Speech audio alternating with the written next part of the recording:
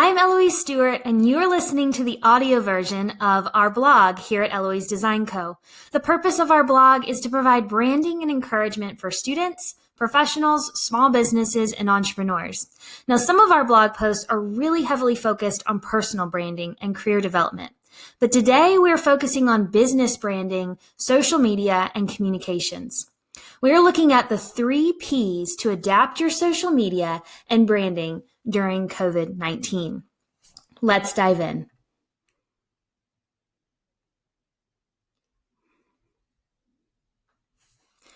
So a few questions for you, and maybe you fit into one of these two camps. Are you struggling to decide if your marketing, social media, or creative strategy is still appropriate during COVID-19 and this quarantine that we're going through? Or are you struggling to create content to engage or communicate with your audience or serve your target customer? So maybe you don't even have any content and you're starting from scratch. You are not alone, no matter which one you've picked, or maybe you've said yes to both.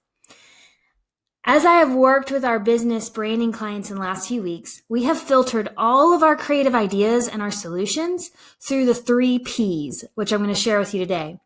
I want to share these with you in hopes they inspire you to create content that is appropriate and relevant, as well as something that serves your audience right now.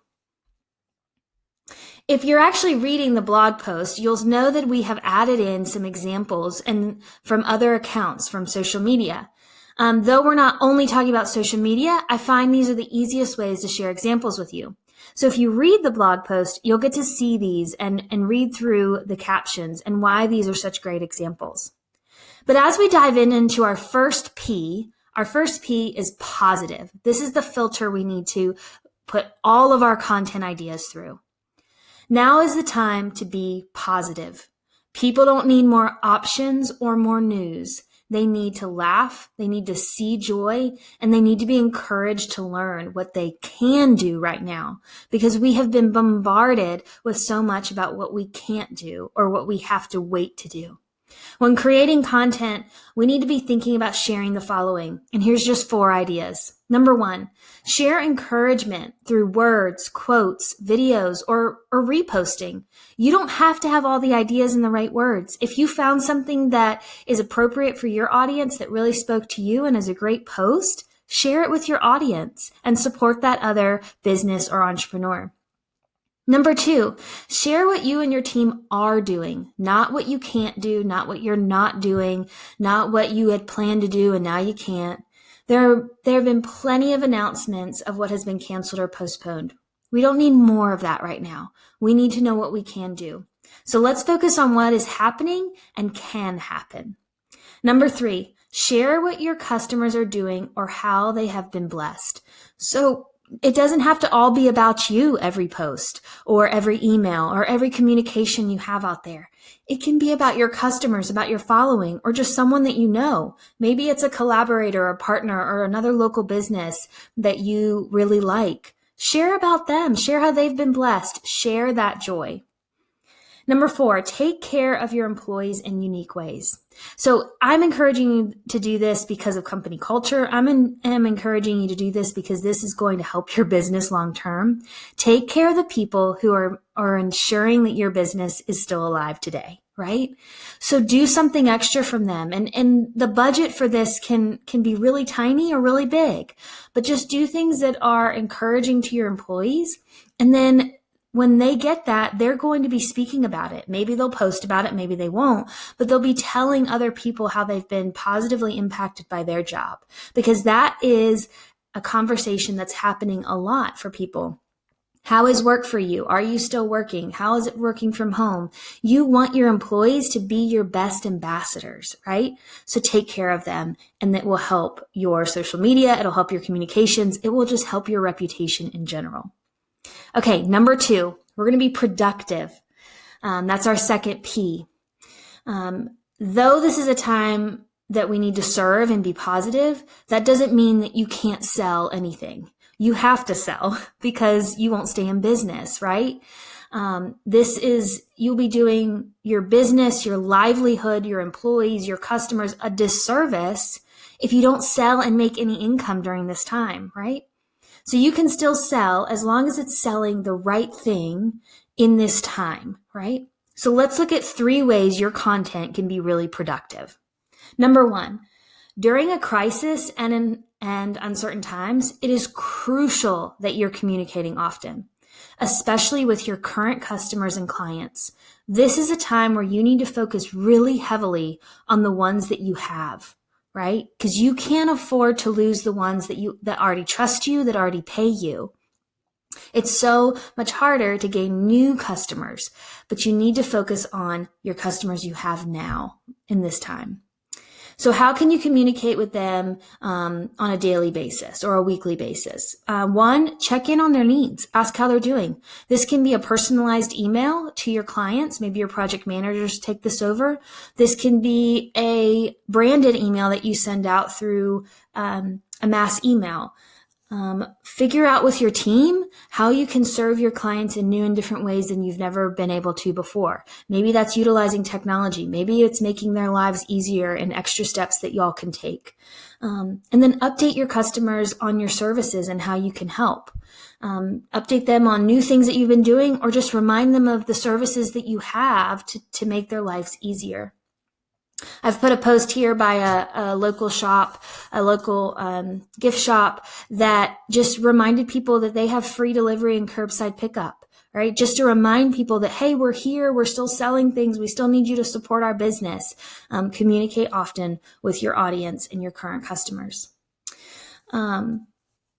So how can you do this? Like I said, you can do this through one-on-one emails to make it super personal. You can do it through mass emails. We use Flowdesk. We used to use MailChimp. Other people use Constant Contact. There's many different platforms you can use. Through your social media, through mail. We know where our clients are. We know where our customers are. They're all at home. So actually, snail mail might work really well for you in your business right now. Through phone calls, maybe you call them. If you have a texting service and they've opted into text, maybe you do text. But if they have not opted in for text, be careful using that platform.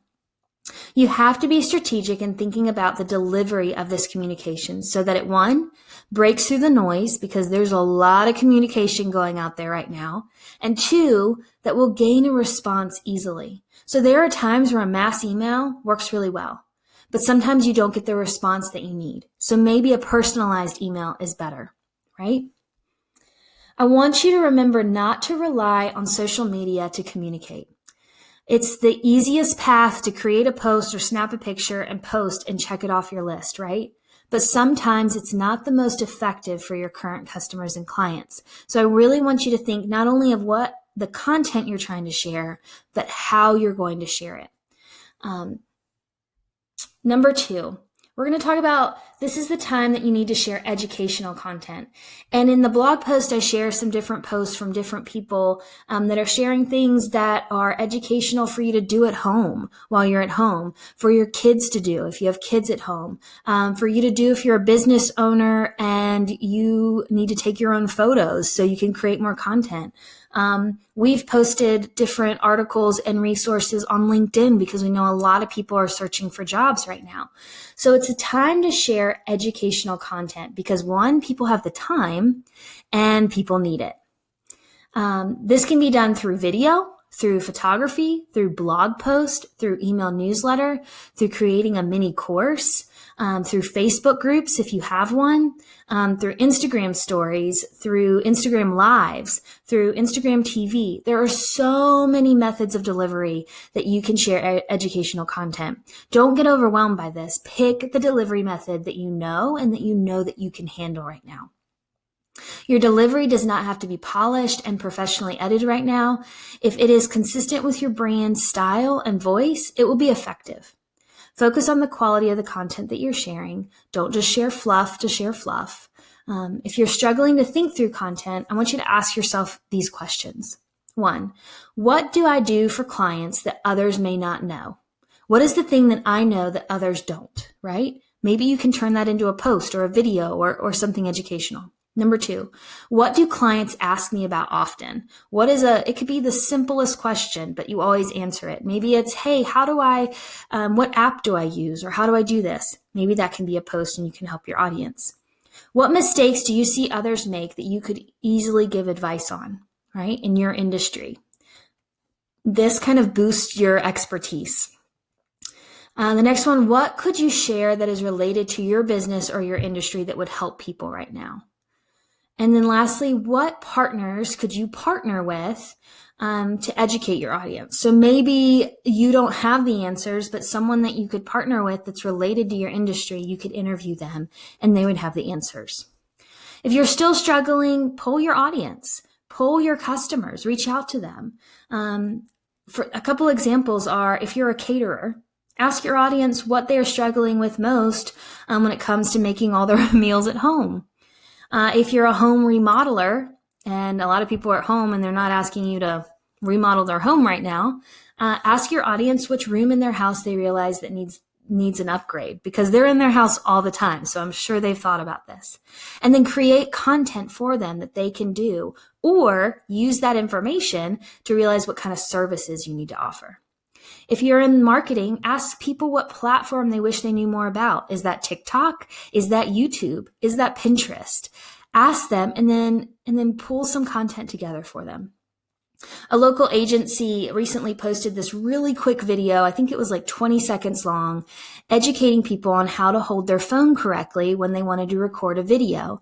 And it was so simple, but it was really helpful because a lot of businesses might not be able to hire the videographer or have the photographer with them, and they don't have someone to do it, take a video of them. So they're giving a quick tip on how they could do it. I loved it. Number 3 on productive content, okay, is think through your products and services. How can they help people right now? How can they be edited, adapted, or added to in order to serve people better? Because sometimes your services, your products, the things that have been working aren't going to work right now. But if you just do a twist to them during these months, you can still bring in income. You can still help people. You can still retain those customers. But you've got to be creative. If you're planning to launch a new product or service, ask yourself, will this be more successful if I postpone it by 1, 2, 3 months? If so, I encourage you to wait. Don't push something out if it isn't right for your audience right now.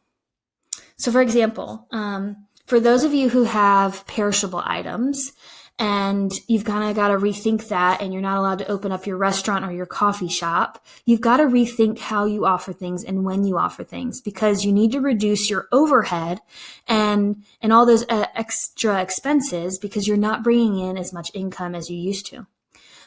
So how can you reduce your overhead while still offering your products to maintain your brand awareness and keep those clients, those customers? I love how the Bean Coffee Shop, that's a coffee shop here in Auburn, Alabama, and I love them so much. They take orders for curbside pickup for their popular cinnamon rolls 2 days a week. Not every day of the week, so that they have just a couple orders each day, but they say you can order and pick up your cinnamon rolls on Fridays and Saturdays. Put your order in by Thursday, right? So this groups that groups all their efforts, their manpower, their overhead, and it creates a big push on their social media. And then they thank people, and then people send them pictures of their cinnamon rolls, and then they have this great content to share. So it's a really great example. Okay, number 3, our third P, we're going to keep it personal. This phrase is true all the time, but especially right now. And I want you to listen to it. People connect with people, not businesses. We need connection more than ever right now. Post pictures of your team, your people, your customers, so that people can feel like they're connected to you. If you are a business that sells products or services that are considered like luxuries, they don't have to have them right now. You need to share your story and about your people. You need to create that human connection, that human element, so that people are still connected to your brand. Small businesses like Scarlet and Gold have posted videos and posts to help their customers and followers realize that their business supports families and that they're still going to sell, and they're not selling in a bad way, but they're just letting their customers know, hey, we've had to make a lot of changes. This is scary for us. Please support us. Your posts don't have to create guilt, and Scarlet and Gold's did not create guilt, but they should help people see the human side of your business. As you brainstorm how you do this for your business, here are some ideas. 1, create a video of you or your team using your product or talking about your service. Number 2, create a sale or personally communicate how you will deliver, ship, pick up the products. Make it easy. Number 3, take the extra time to style your products so people can envision using them. Maybe you need to style them in a home so people can see how they can use them in their home right now. Number 4, interview your team or partners on something funny or something really informational. Create different content right now. And lastly, give back with your products, your services, or your people that you do have. So if there's a way that you can partner or you can serve your community or you can give back to your customers or to someone in need, do it. And then share about it. Show them in action. Champion your employees who are doing good. This is great content that people need and want right now. I hope the 3 Ps will inspire you and your team to create valuable content that serves your audience and grows your brand right now. Don't pause your business or your brand awareness during this time. Social and physical interactions may be postponed, but your business does not have to be. If I can help you in your strategy, I would love for you to email me. Email Eloise at eloisedesignco.com. And then I encourage you to keep following the blog for more actionable branding and encouragement. Share this with others, and I'll see you next time.